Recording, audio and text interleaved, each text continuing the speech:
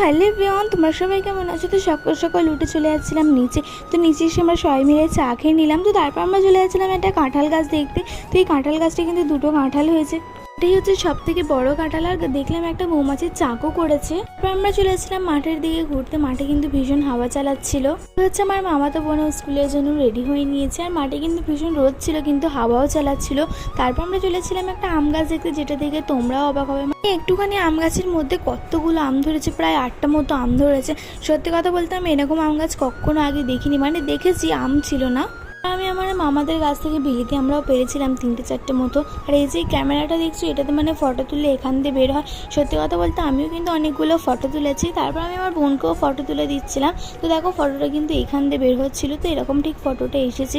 তারপর দুপুরবেলা আমি আমার ভাবিকে একটু হেল্প করছিলাম, কারণ ভাবি একা একা জামা কাপড় শুকোতে দিচ্ছিলো।